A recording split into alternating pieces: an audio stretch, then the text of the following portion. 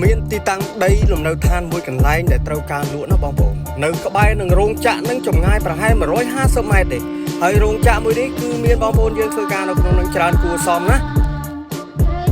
ដីមានក្បាល30ម៉ែត្របដោយ100ម៉ែត្រជាប់នឹងផ្លូវជាតិលេខ57ត្រង់បង្គោលគីឡូ59ដល់60ចម្ងាយពីខេត្តបៃលិនមានចម្ងាយត្រឹមតែ24គីឡូតែប៉ុណ្ណោះដីនេះទិញហើយมันពិបាកចាក់ទេណាបងប្អូនដី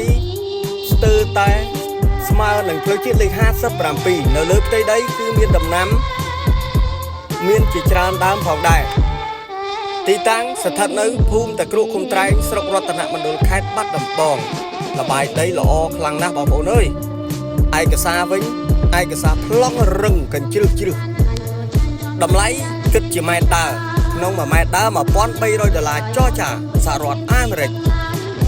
ទិញទុកក៏បានទិញប្រកបអាជីវកម្មអ្វីក៏បានទៅតាមតម្រូវការទៅតាមជំនាញ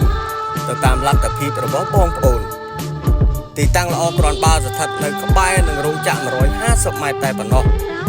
ជាប់ជាពិសេសគឺជាប់នឹងផ្លូវលក្ខណៈផ្លូវកោតដាក់ផ្លាកមើលឃើញទីតាំងច្បាស់ណាបងប្អូននោះរោងចក្រនៅទីនោះបើមានចំណាប់អារម្មណ៍តាក់ទងមកអរគុណច្រើន